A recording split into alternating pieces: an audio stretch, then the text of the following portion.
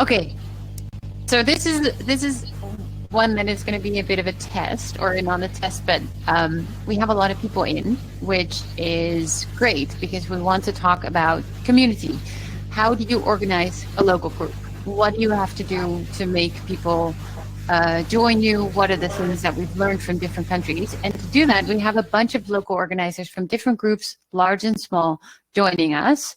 I'll run through the names really quickly, and then I'll ask them all to do a little, hi, I'm this person. So I have Bonnie from Germany.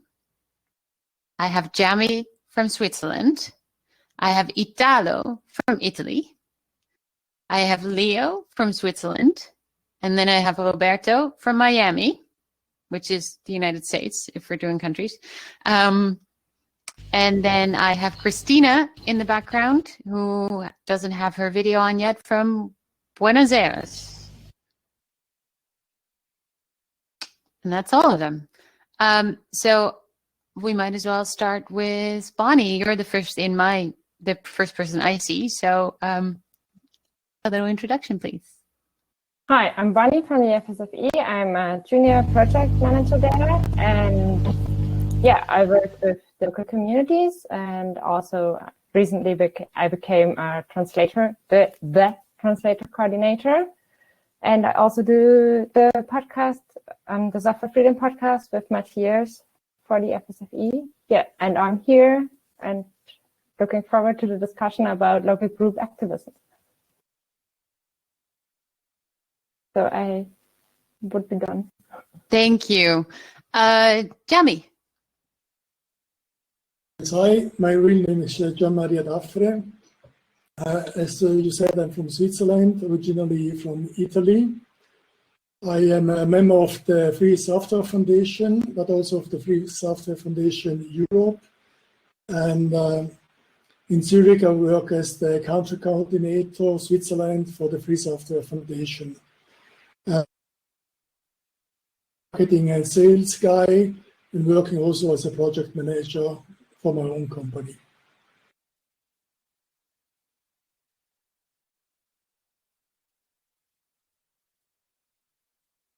Okay, thank you very much for joining us. I'm going to move on to Lioh, because Lioh is, do I say Lioh or Leah? Sorry. Lioh, no, Lioh is fine. No, not an issue at all. Yeah, my name is Lioh, as you have mentioned. I have been acting as a country coordinator for Switzerland for the last 12 years or so, together with Jamie as a local group leader in the last times. We had some different people in that position before. I have handed over now to Jamie because I have recently moved to France. And maybe I'm still moving on. That's not yet sure, but yeah, we can tell you a little bit of what we have achieved and how we have done it in Switzerland. Yeah, that sounds great. So you're in France now. I'm currently in France. Nice. A lot of people from France today. Yes. Moving on to Roberto. Hey everyone, I'm Roberto. I'm the founder of Libre Miami, which is a local group here in Miami, and I'm also a web developer. And I'm really glad to be, representing the United States and Florida and Miami over here. Had to talk. Thanks for joining us, Roberto. Italo. Oh, Italo, I think you're muted. No, not muted.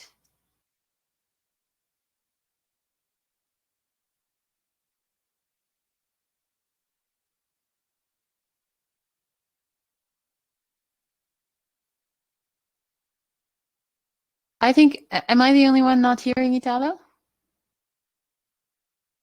No, I also cannot hear. Okay. I'm going to move on to Christina then for a second. Christina, hi, good to see you. Hi. So you can introduce yourself. Sorry, Italo, I think something is happening with your sound. So the text should work now. Oh, there you go. Okay, sorry. With big blue buttons, sometimes it happens. So Italo Vignoli from Milano in Italy. I am one of the founders of the LibreOffice project, and I'm currently handling marketing and community outreach for the LibreOffice project at global level, but also managing or trying to manage the Italian community, which has under the Libre Italia umbrella name for the LibreOffice project, and contributing to several other projects as well. Lots to learn, I think, from Italo as well. Christina, hi. Hi. Little introduction? Yeah, sorry, I didn't speak English since several years. Well, I'm Cristina from Buenos Aires, Argentina, and I'm currently participating on several free software clubs. I was founder of one called Foike, but now it's not functioning, or well, I don't know. Yeah, no, you're doing great. Okay, that's all. Okay. I think probably the best thing to do to coordinate this, keep this a little coordinated, I guess, is maybe ask everyone what the thing is that you think is the most important thing to get people involved locally, where you are. And I'm going to start, I think, with Italo on that, just because I feel like your experience will sort of incentivize other people to think about different things as well. Okay, so it's involving people in open source is not always easy. And it's a lot different country to country, because there are different habits, different cultural point of view, different languages, and of course English is often a barrier to contributing on a global project. For instance, with LibreOffice, we have many local communities. We have a huge community, for instance, in Indonesia, where the people that is speaking English is just a minority. So we always try to mediate between having some people connected to the center of the project, to the global project, to get the information, and then the same people translating the information and adapting the information for the local market. This is especially true for Asia. Asia has so many different languages that it makes almost impossible for someone who has a Western culture to understand them all. Also very different cultures in comparison with our, at least with the European one, but in general with the Western culture in general. Also, we have also similar issues in South America, where the majority of people speak Spanish. It's not fluent in English. So, of course, we try to have people speak the local language when presenting at conferences. This is one of the reasons why I often visit South America, because I speak a little bit of Spanish. I understand it perfectly. I understand perfectly Portuguese, but I can speak Spanish a little bit. So that makes it easier to keep the community together. Then if you go at local level, of course, there are a lot of local nuances in managing the community in a country. In Italy, for instance, we have a lot of activities. We try to have a lot of activities at government level, because we have a law that usually should mandate open source, but is not really respected by many people. And of course, the proprietary software companies are trying to find ways of getting around the law in a way that then people is locked in their software. We, for instance, during COVID, the COVID lockdown, we have seen Microsoft, Google, with their solutions trying to conquer schools. And so we have tried to create some alternatives, but of course we don't have the same power in terms of ammunitions. They have a lot of advertising money.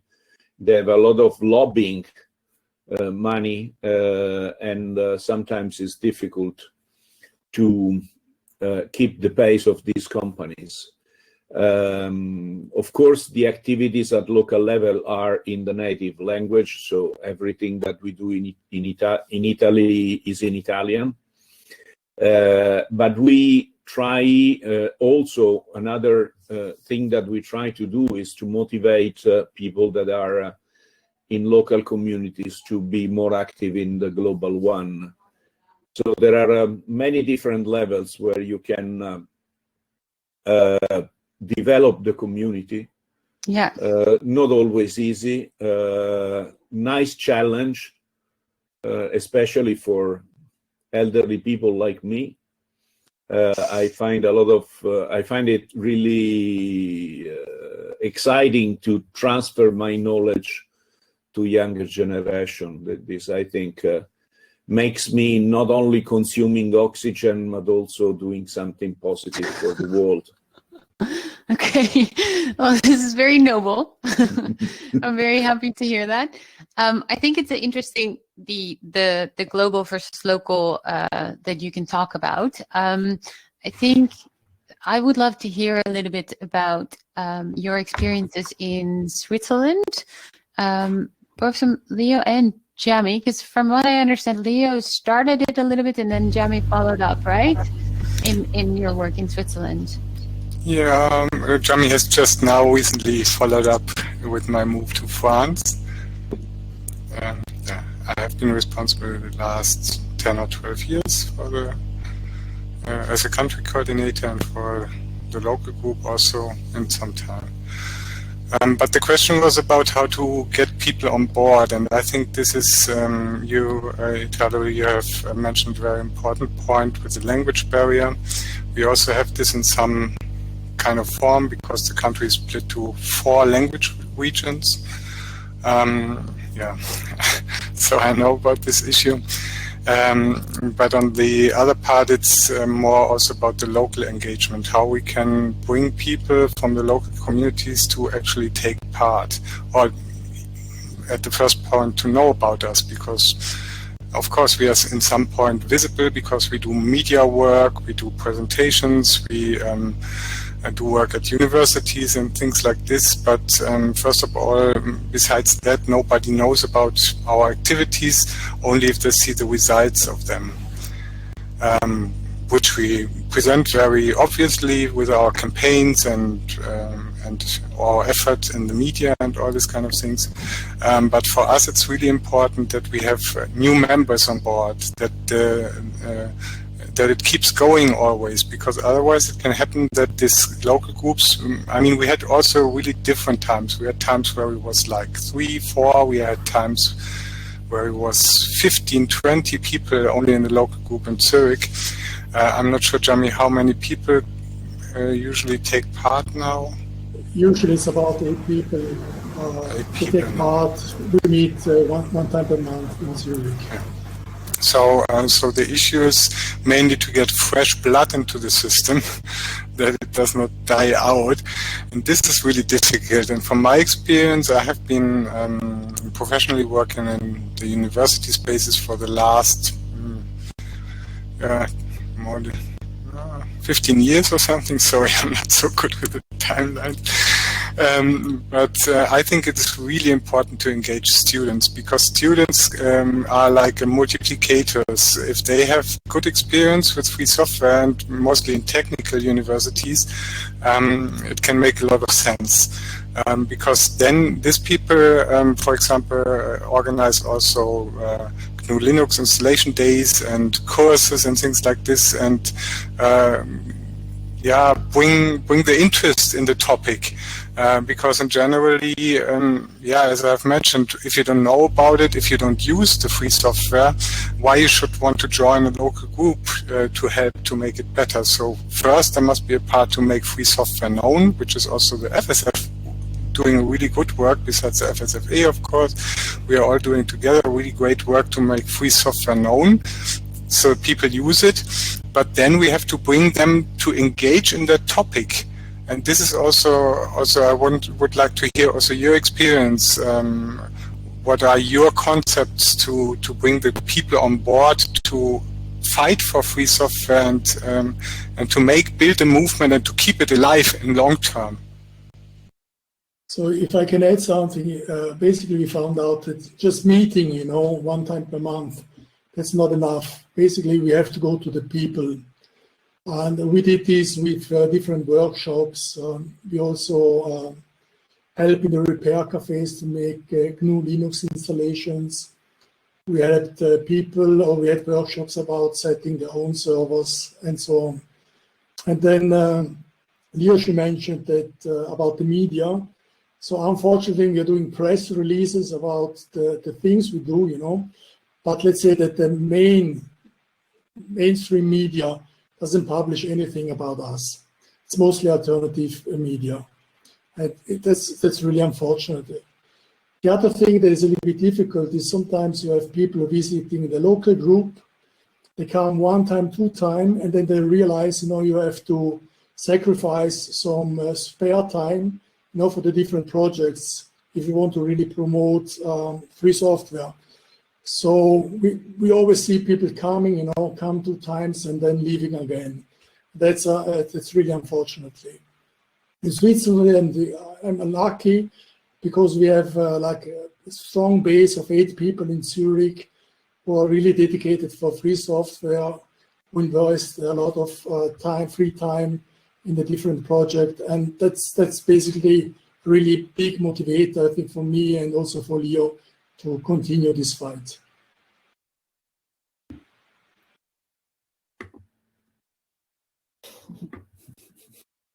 That is I like the reaching out to student thing. I think that's one of the things that, I fully agree with.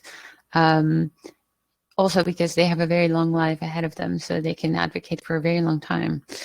I would love to hear, Bonnie, your response to how if you hear people talk about how it's going in Switzerland, but also Italo, because you're a little bit in between, right, in the way you organize. So the level at which you're organizing is a little bit in between the size of the organization of TDF and the local Zurich group. Yeah, of course, especially as we have an European point of view and not only like on one country. I'm sorry, my video is really lacking. I hope my voice is okay. So I hope you can all hear me quite good. What I would say is that talks and workshops is really important. Like give people a chance to get in and to get involved and to learn how the process works, and to also what I did with the Public Money, Public Code campaign, I documented how people could get on board and how they could, for example, what I did, contact local public administrations. And I put this on the wiki page and I made this available to all the people out there, and I talked to them and join local group meetings and introduce this, that they could, for example, reach out to public administration for the Public Money, Public Code campaign. So it is also really important to break down big campaigns for them and to make it easy for people to understand what they are supposed to do, and to also make it available for, of course, in different languages. As Italo already said, this is also a problem that we encounter, because on the European level, we also have a lot of different languages. And yeah, not everybody understands English, and also translations are a really good thing to have and are really important to get people to understand what you're doing. So do you within your work, do you organize also the translations to happen already? Pardon? Like the translators? Yeah. Is that like a key part of the work that you do? Yeah, this is one of the key parts I do as well, because I'm also the translator coordinator, and I do think this is also really important, but I think the more important thing is to organize workshops and to give talks and to show people what they can do and break down a campaign for them and make it easy for them to jump in, because if it's such a big step for them to jump in, for example, with the public money, public code campaign, reaching out to a whole government is way too big for just a local group. You need to break down things and to make it easy for people to get on board. And this is even like, this is, I would say, the focus I would have. So like with the public money, public code campaign, I broke this one down to only contacting local public administrations, like a small one, like the university or a library, for example, so that people can have something they can grab and they can follow the steps and you can guide them. Yeah. Because that's putting something out there and expecting people to jump on and to be involved. I don't think this is working. You need to put it into small pieces, because many people around the world doing small things, making a big movement. Yeah. Shaping the big movement. I think that's very important as well. Also, like if you don't break it down enough, you can scare people away a little bit. Yes. Roberto, do you want to talk a little bit about what your experience is? Because you really we followed you start a group from nothing. I know you had some challenges. Do you want to talk about that a little bit?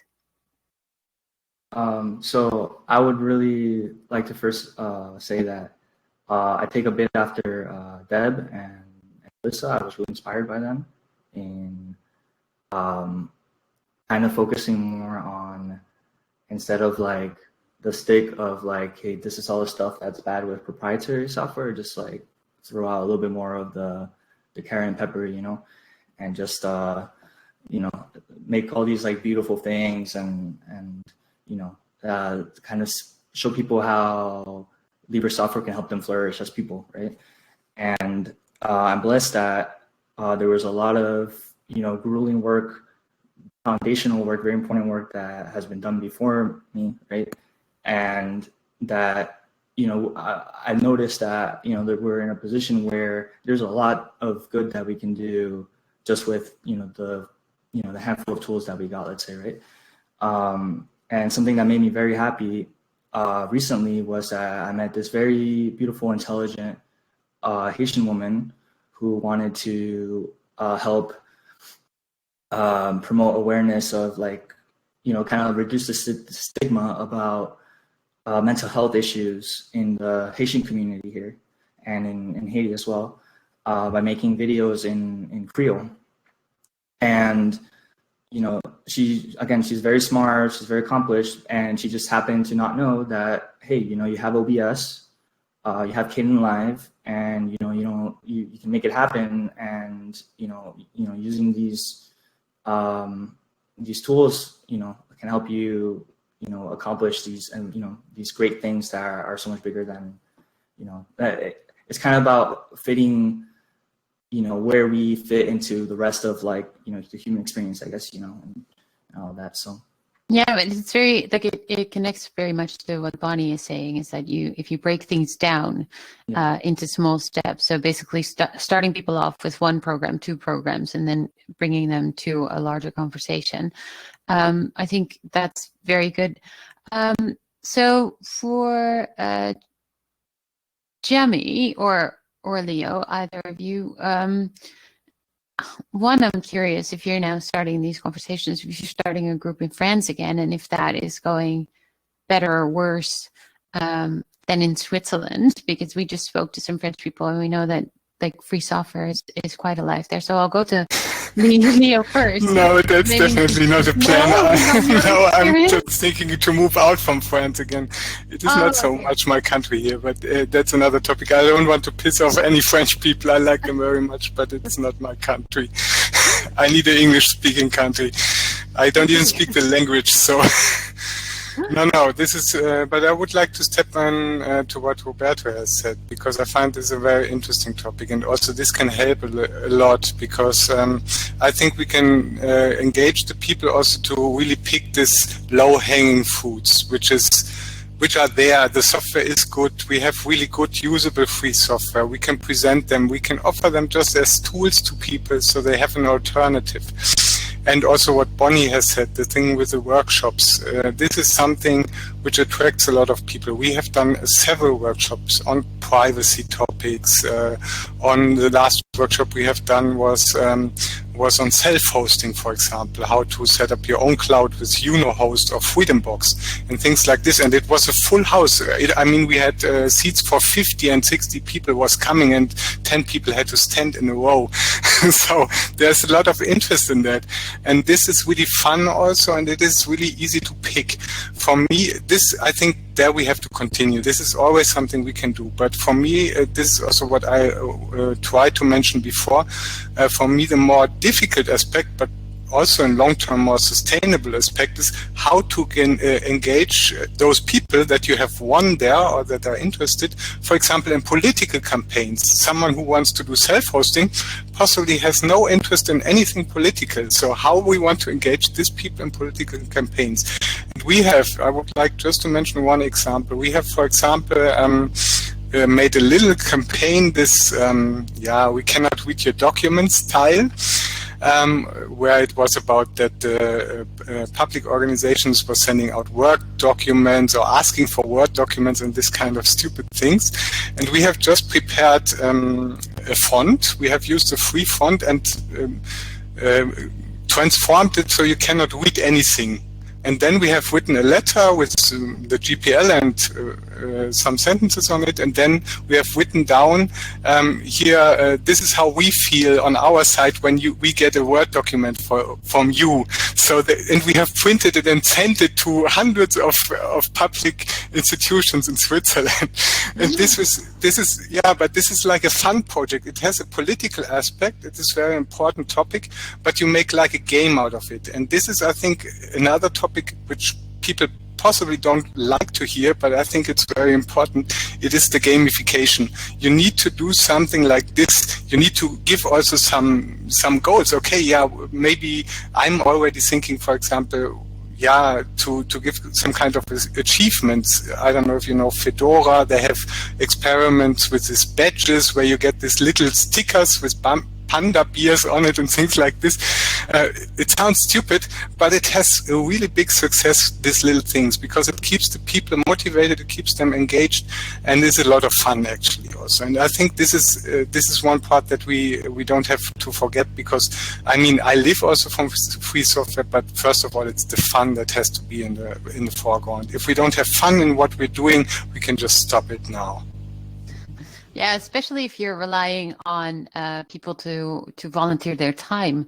Also, they need to actually enjoy what they're doing. I think that's a very important point. Yeah, Italo, do you have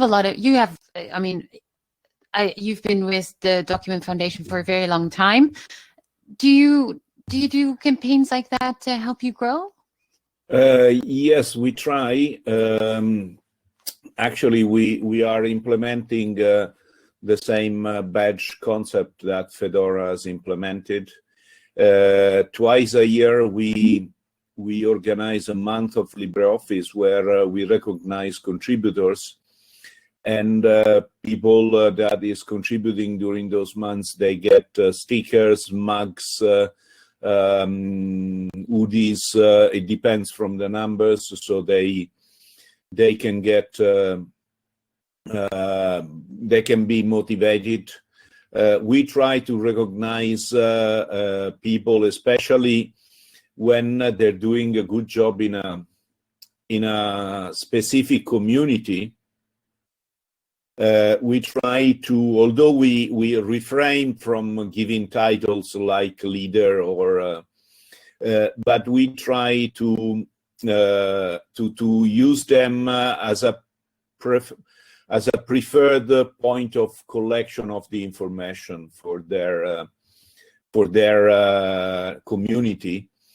And this has proven to be very effective in several countries. For instance, we have an extremely active community in Taiwan that started from one single person, and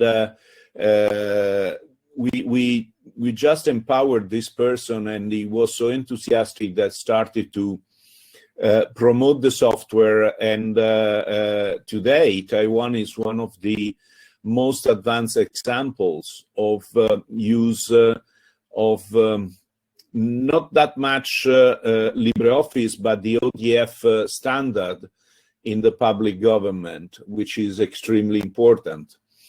Of course, most of them are using LibreOffice, but the reason why they are using LibreOffice is because as the best management of ODF, and this it's really important because what we have realized is that basically no one is aware of the advantages of using real standards. On the other side, I think we are not doing enough as open source in general to promote open standards, to make it clear what open standards are.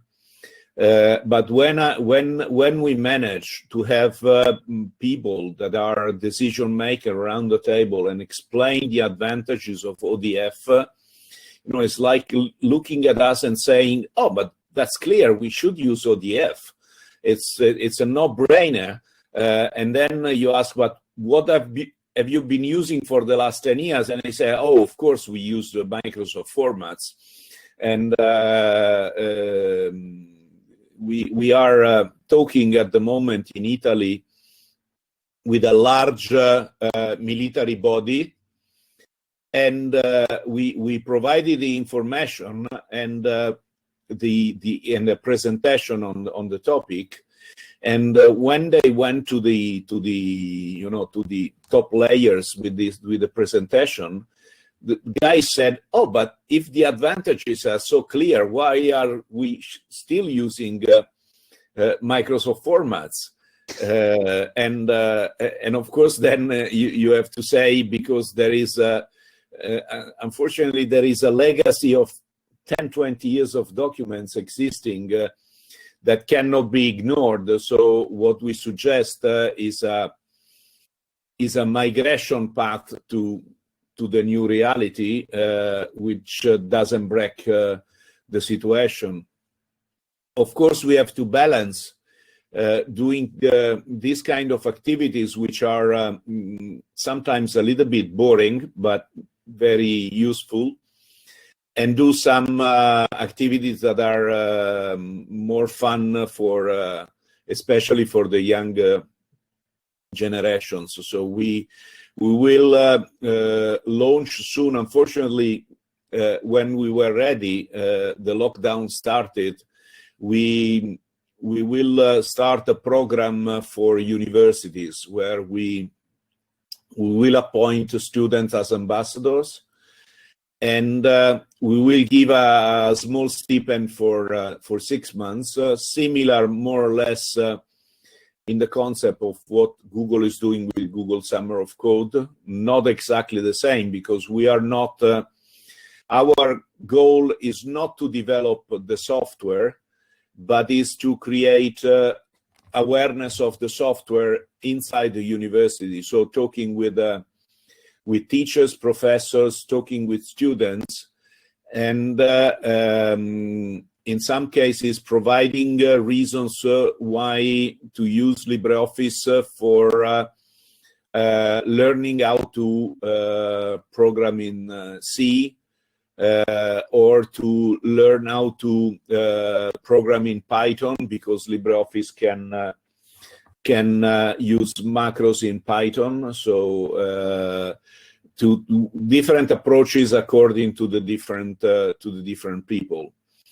And in some cases, just relating to what Lioh was saying before, of course, we have to do also media outreach, and that is something is rather difficult. This actually is the reason why I started into open source, because I have worked in public relations for 42 years, and I started using OpenOffice because I was trying to find an alternative, not to Microsoft Office in general, but to Outlook, that I always considered the worst piece of software ever developed by a quadruman, just to reduce the number of people that have been involved in the development, because they're human beings, but I say quadrumans to reduce the number. I stumbled upon OpenOffice, and I remember I sent an email to the project at that time. It was 2003.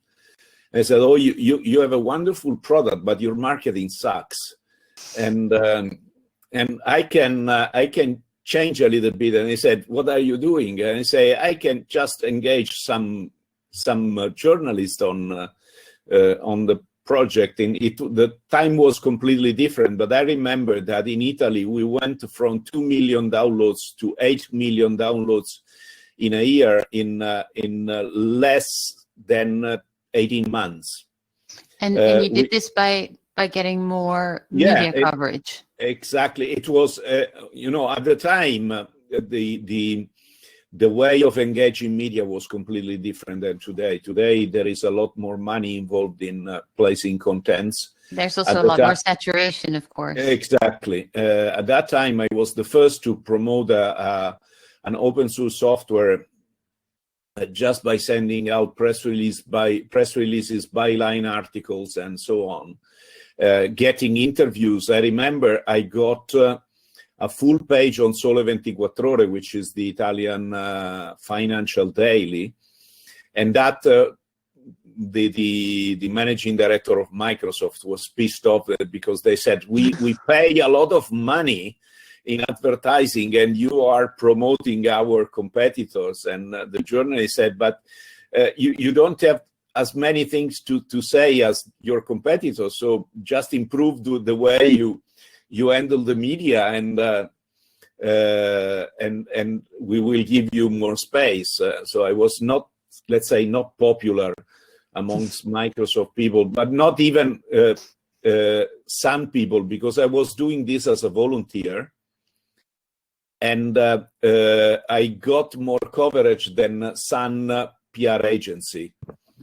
So the guy at Sun asked me to stop sending out press releases, and I said, "Oh, you can fire me tomorrow, no problem." And they said, "But you are a volunteer, we cannot fire you. You got the point. So you cannot fire a volunteer. So either you sit at the same table and you understand how to work together, or the volunteer will kill you anyway." Thank you. That's a good little summary there. I wanted to ask Bonnie. Bonnie, how do you engage local media with your program? Because Public Code is doing pretty well in that sense, because we're hearing about it all the way over here, and I think everyone has heard about it by now.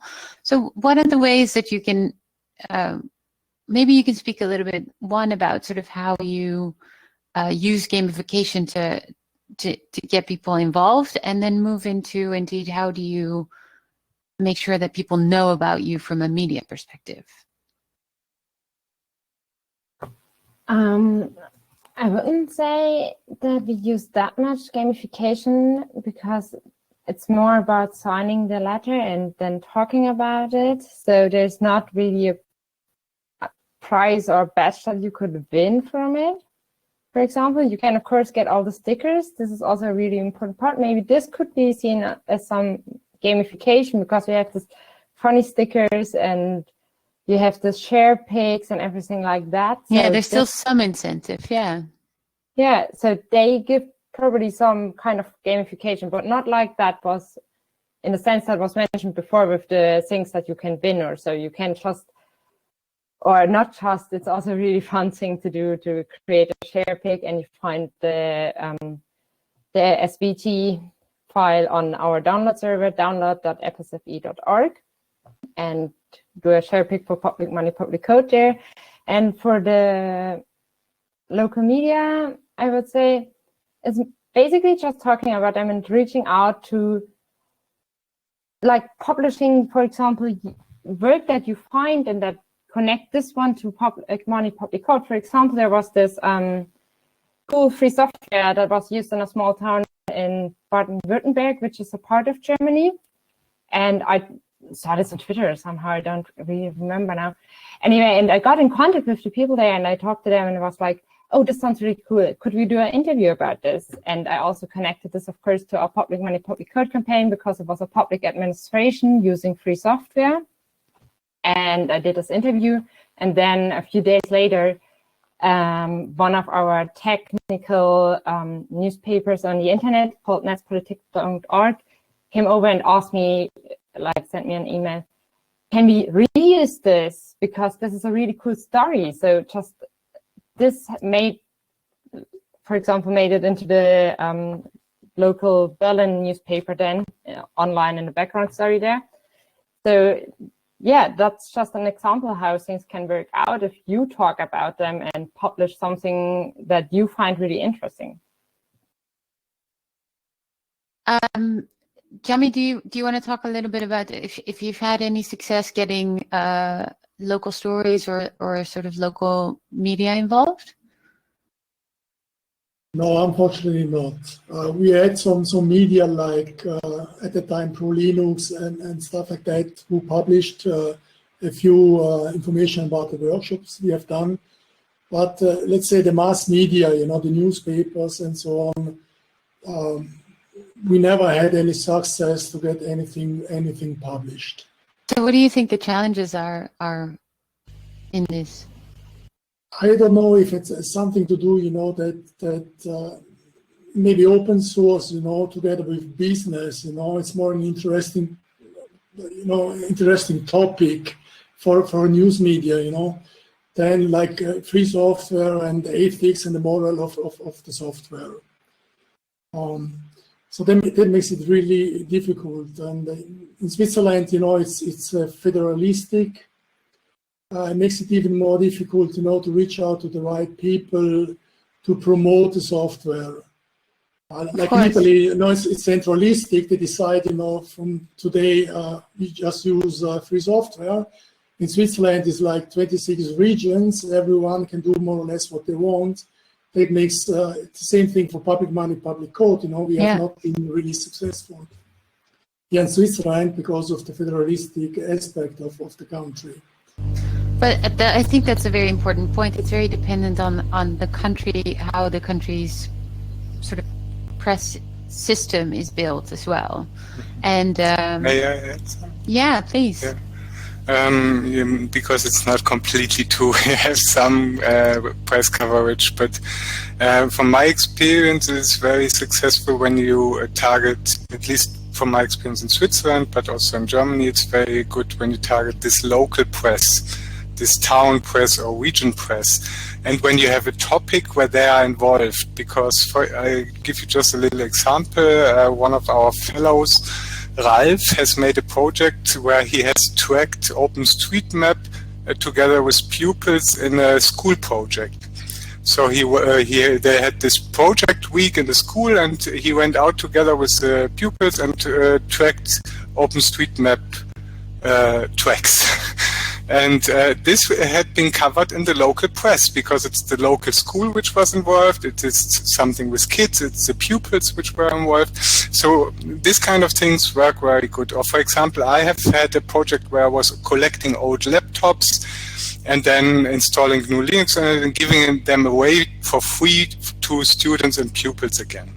And this I had really good local media coverage with this and really big success. I mean, hundreds of people called me afterwards and said, hey, I have a laptop, or oh, I want a laptop. And this kind of things are very successful. I think this cannot be underestimated. I'm sure when you want to get in New York Times or things like this, then you have to have bombshell news.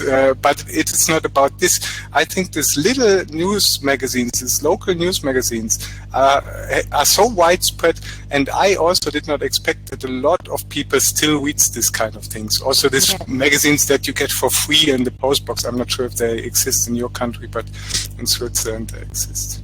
Yes, I think those are very important points. And I want to add to that. So I also believe that local press is doing a lot, and I lived in Australia a little bit, and one of the things that worked really well there was going to the local cinema and putting your flyers there. Little things, you know, they can be really, really helpful and really successful to just help you spread the word. There are multiple ways of doing that, and every student, like when we are talking about students, every university, every student organization has usually their own channels, their own outlets, their own newspapers in some cases even.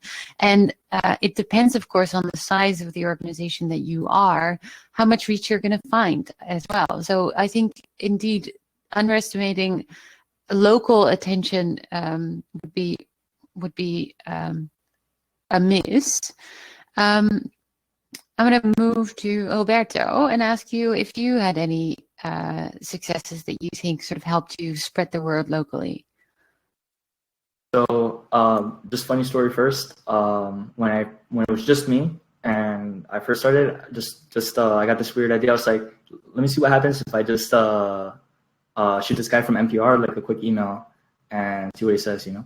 And he was like, yeah, you know what? That sounds really interesting. Let me hear more about your work. I didn't have any work to tell him about, so you know, I was like, all right, I'll get to that. But and what I've realized is that people really want to hear about this stuff, and I think it's just a matter of like packaging it up and you know, whatever's relevant to them, you know. And something that's kind of, I'm sitting here, I'm thinking about this now. You know, we're talking a lot about like, you know, older media. You know, there's a lot of like, you know, like kids with like hundreds of thousands, you know, millions of, you know, eyeballs on them, and they're just people, you know. So I feel like that's something that, you know, we can maybe leverage, you know, or, you know, I'm gonna think about leveraging that to an extent, you know, on, you know, I mean, it's already there, and you know, we can maybe like sway some people over to use like some more interesting stuff, and you know, if you get those big heads like kind of saying, hey, you know, this is something that's cool, interesting, you know, then, you know, so something. So the people that are in your group, Roberto, how did you find, like, what were your first steps of outreach? Oh, my first steps of outreach. So the very first person that was in my group was someone that was already kind of an FSF member. So, you know, you guys helped me find that. So definitely, if you start a local group, reach out to the FSF, you know, become an associate member, and you know, they'll help you out to get the ball rolling at least. And then it was a lot of me going out there, meeting people, and word of mouth. And then once the pandemic hit, the nice thing that happened was that since a lot of people just kind of shifted online, and I happened to, you know, have a few things up on GitLab, and some of my members had stuff up on GitLab, and you know, some other code repositories and stuff, then and I had the website set up and everything, then, you know, we just kind of started getting a couple of people just kind of like poking around on the internet, finding us. And so that's really important to have like just, you know, stuff out there too, and like, you know, well documented and, you know, appealing, I guess, you know. So yeah. Yes. So one of the things of what we can do as the FSF is indeed, if you are starting a local group, you can reach out to the FSF, and I'm sure the FSFE would do the same. Is you can reach out to us, and we will help you connect to our channel, so via our subscriber list and things like that, to see if we can help you find members that want to join your group. Sorry. Yeah. Also, the Libre Planet mailing list. The Lioh Planet, yes, and the Lioh Planet wiki page, of course. You can also register on there, and so there are many ways. But the LP discussed that you can sign up from the Lioh Planet's website is a very active list with a lot of very active community members that you can also just ask questions to. So I think that's also, and that brings me sort of to another thing is, how do you talk to people that don't know what you do or don't know what you're talking about? Maybe Jamie, I'll start with you, and then I'll move to Bonnie. How do you start the conversation with someone to convince them? You know, usually I don't start the conversations. What we have is people, you know, getting in touch with us, for example, at the repair cafes, where we make these gnu+linux installations for free. And they come with a certain problem. They don't like Zoom because of spyware and so on. Or they have an old computer they cannot upgrade with Windows, whatever version it is. And so we try, you know, to take their problems and then give them a solution, and then assure them that the software will do, that LibreOffice is compatible with Microsoft as an open format and so on. And usually I'm less patient, so I'm working with Enrico. He's a 72 years old biologist who helps me. And he's the one who really takes time to explain about the movement and what is the ethical aspects of this.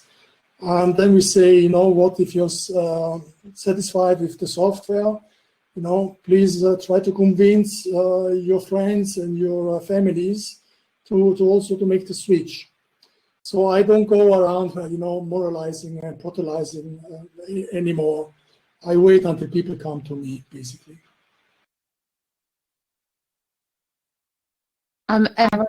Bonnie? Yeah, sorry. No, you're right. I would just add to this that, first of all, it's try not to moralize and to talk to people like you're above them. So it's also really important that people show some interest into your topics and are willing to learn about what you're doing and what you're standing for. And then I would say I would start with the basics, like, for example, how I did it with the example letter that I had written for all the local groups to talk to local public administrations. I first explained the 4 freedoms, meaning what free software, like share, improve. I'm sorry. No, it's fine. And read the code, so study and use. Yeah, so I would start with this, and then I would also explain what are the advantages of using free software for them directly. For example, that they wouldn't have to reinvent the wheel, and that if it's taxpayers' monies, it should be public code. So yeah, just going with the basics and keeping it easy. I think that's really important if you talk to people who are not yet informed about what you're talking. Yes. And is it in your experience, are people because free software, of course, is it appeals to developers or people that are a little bit more technically inclined. So how do you explain to them that they can do a lot and that this is something that is really important to them as well? Okay, so I would say that, for example, if you encounter a problem for software, yes, and it's a proprietary software, as loads of administrations public administrators out there using it, then you can't easily fix it because you need to talk to the company selling you the software, and you can't just give the code to somebody else and say, well, please improve this and this for me. And public administrations, as well as individuals out there, need sometimes a special tool or want to have something special and in a software, or improve it, or have a special function in it. Then this is really important that you can do this on your own. And this is a huge advantage that everybody, even a single individual, can have. Like, for example, with Big Blue Button, which is also a free software, you can use it in so many ways that there are no disadvantages for anybody. So I think this is really important if you talk to people who are not really from the tech community, explain to them that free software is not only there for tech people, it is also there for all the people out there not being technical, skilled, and yeah, it tries to make your life easier. Yeah. And then, of course, it's connected to a much greater story as well. And that software is so ingrained these days in every aspect of our lives that you can't really talk about anything without including the software that you're using. Italo, is this something that you run into? Like, what do you say to non-developers that approach you about wanting to help? What can they do? I am a non-developer. So it's easy for me. I have a degree in humanities, and my degree goes back to 1978. So PC didn't exist. My thesis was typewritten. And let's say that I grew up without computers, and so when I first met the computer, my first computer, I was 27, and sorry, you were 27 years old when you had your first computer? Yes, that was 81, and it was rather early because I was hired, I think by mistake, by an IT company. That was Honeywell at the time, because I was a journalist. So they wanted me to explain technology to non-technical people.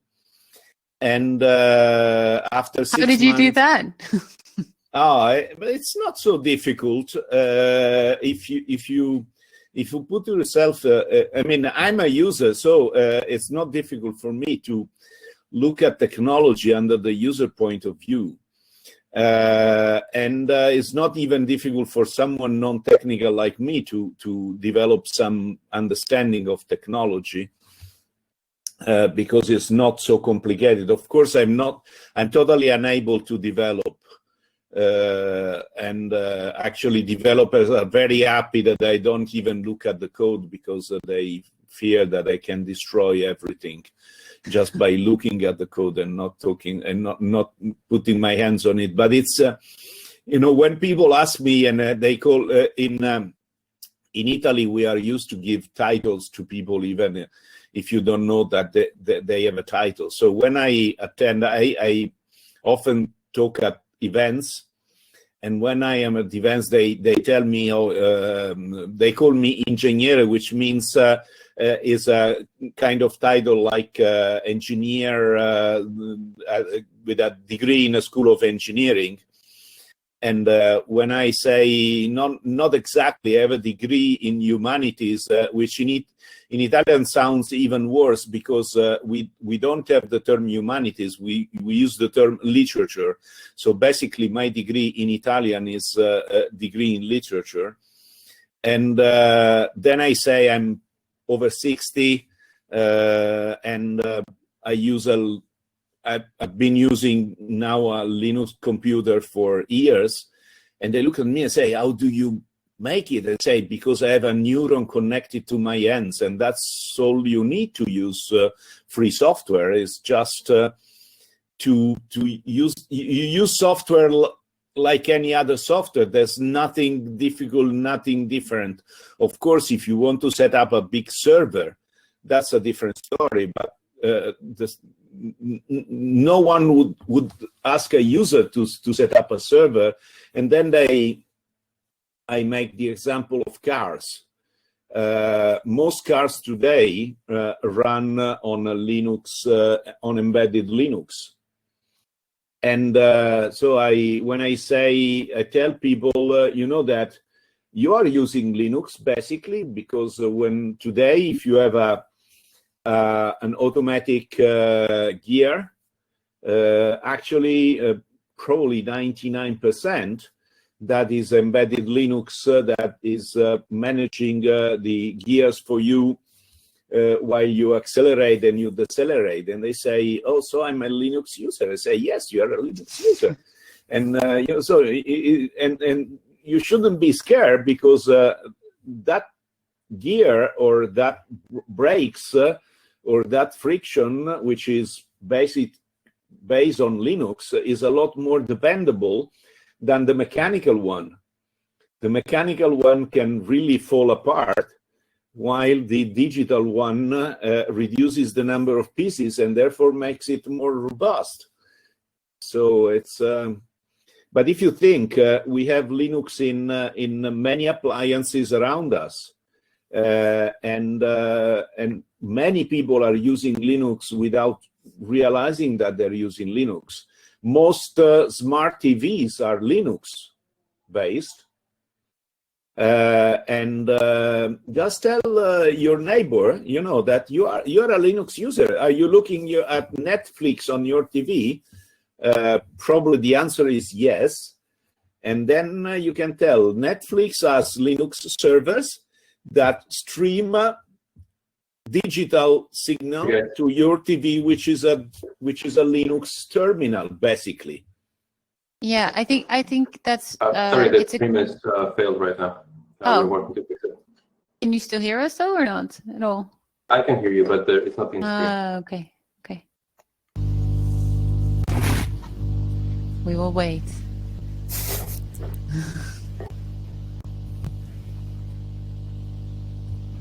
All right, it's back. Oh, cool. We're back. I'm just going to summarize a little bit. I think what Italo was saying was that it's very helpful in your conversation about free software and getting people introduced into the free software story, is to talk about how free software is already ingrained in a lot of people's lives and in a lot of people's systems without them knowing about it, how gnu+linux is at the core of a lot of systems. Of course, that doesn't make those systems free. So we don't want to give them too much credit for that, but it is true that it really sort of is everywhere, and that I think people don't necessarily understand that. Lioh, maybe you can talk also a little bit about how you introduce people to the concept of free software. Yeah, I have a little bit different concept, or I think a little bit different in this kind of things. I have also thought like this years before, but I've changed a bit my view.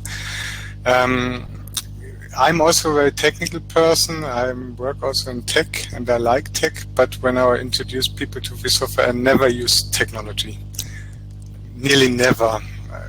That's very interesting. Yeah, I think the political or the philosophical aspect behind free software is much more important, and this is where we get also the people. Of course, people are interested in Linux, and students like to hack and have something they can work with, and it is a better operating system actually. This is just a fact.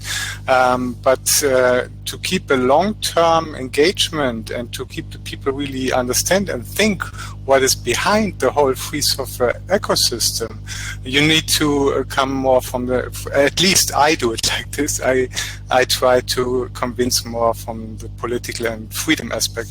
Because as you have said, Italo, we have Linux everywhere now. Everybody's, I don't know the number of Android phones in the world, but it's a lot. Everybody's using Linux on it, and they are in chains if they don't use a free Android version, for example. So only using free software does not mean you're free when it's not the ethical aspect behind it. Then there might be a free software component in it, but the users are still in chains, so that makes no sense. So there has to be an awareness, and with this awareness comes, at least for me, came a deep insight. When I started using free software, came a deep insight why I want to do this, why I'm doing this, and why I'm fighting for it. And I think this is a very important point we have to transfer also to the people. Yeah, I think that's a very good point, to be speaking to people's philosophical, if you convince them from a philosophical perspective or from an ethical perspective, you also, like anyone can find their own truths in that, and anyone can find their own connections to that, because that also shows that indeed you don't have to be technical to believe that software should be ethical. I am going to give the word to Roberto, like how you do a little bit of that outreach, and then I'm afraid we're already going to have to round up soon. So Roberto, how do you, and then I'm going to give the word to Greg a little bit. I know they're waiting to do a little bit of speaking on the FSF's behalf when it comes to local group organizations. So Roberto, how is it for you to start a conversation about people, and how do you convince them that they don't need to be developers? So my experience has been really that if you're kind of just like living the life and putting yourself out there in a positive way, right?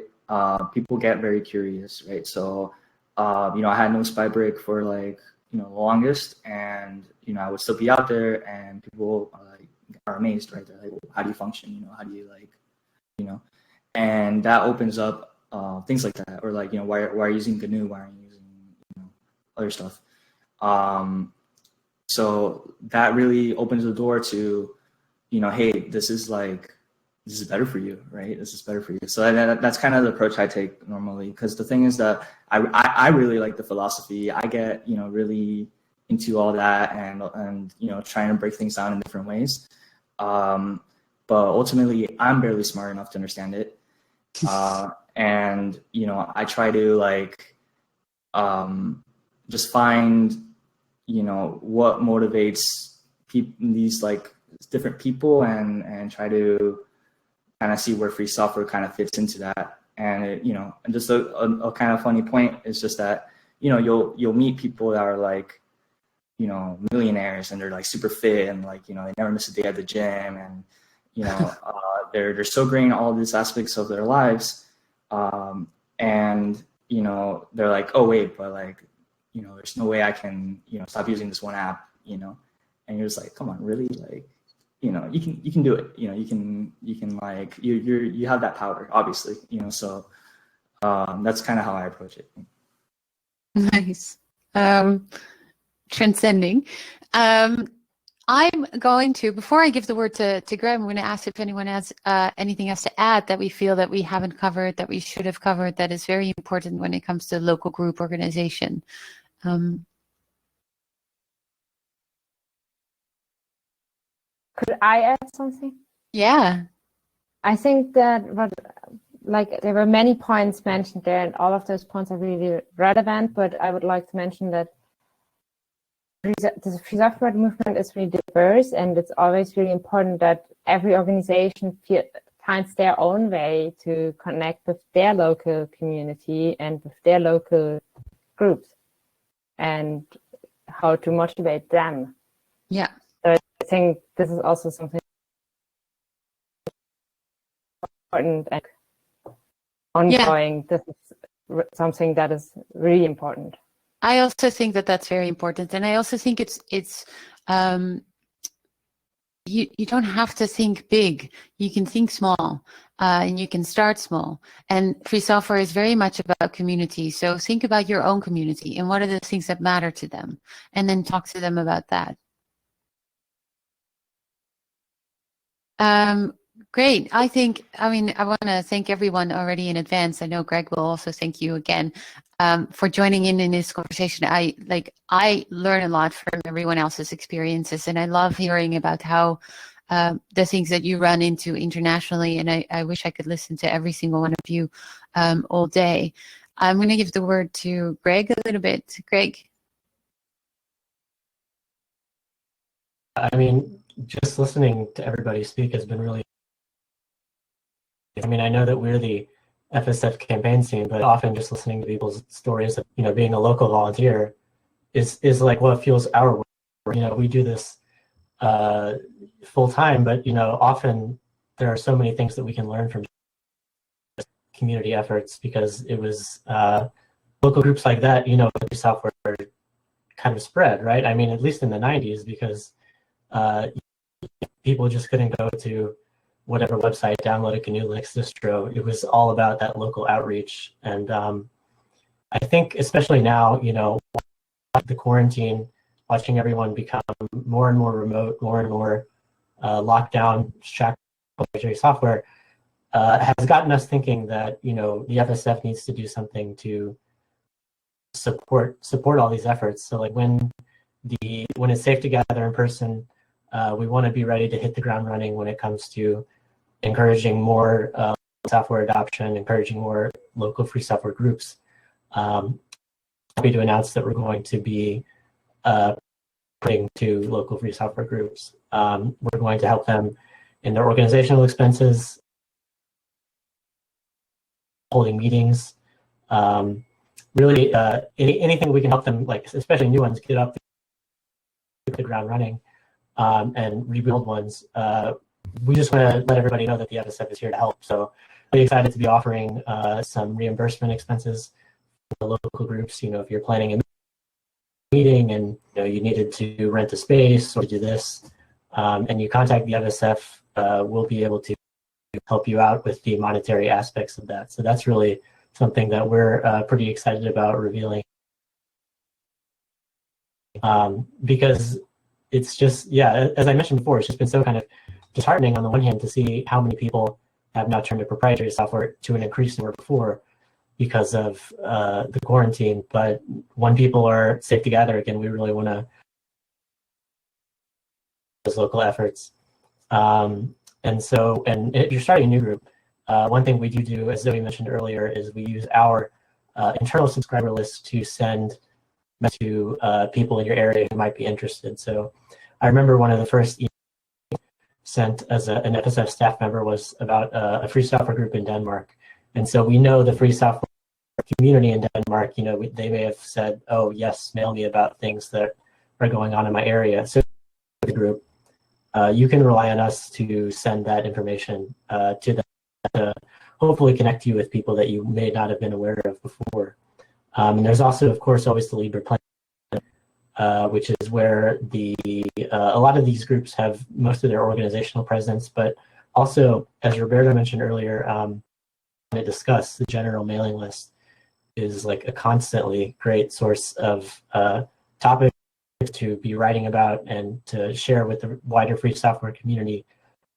It's also a good place to find the people who might be in your area who you know didn't really know about. So yeah, I'm really excited to say that we'll be doing this reimbursement program. If you're interested, we're still working on the criteria. But if you are in some city where there's a free software group or there was one before, and it was its last activity was a long time ago, you can write us at campaigns@fsf.org, and we'll be on the program, because like I said, when everything is as back to normal as it's ever going to be, safe to gather together again, I think both the FSF, and we as the free software community kind of come together and encourage adoption, free software adoption and advocacy through these local groups. So that's something we're pretty stoked about. And thanks everybody again. It was really great to hear from everybody. I know I was a little bit silent, mostly because I didn't want to mess up with the organization of everything, but it was a real honor to hear everybody, and it was really inspiring to us as members of the team, I know for sure.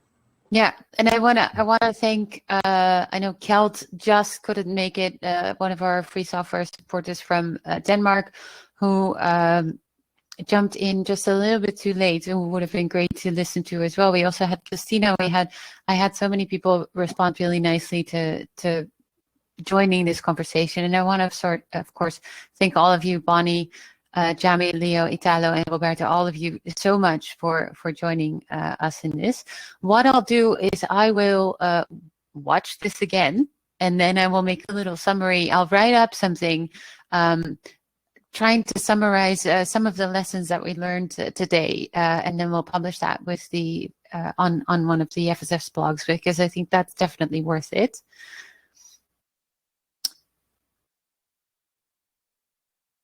Definitely, yeah. Yeah, so thank you, everyone. We're going to move to the next talk is John Sullivan, our executive director, who will speak a little bit as to his 35 years, or his 16 years, but our 35 years of FSF, and then I guess some of the projects that we're working on.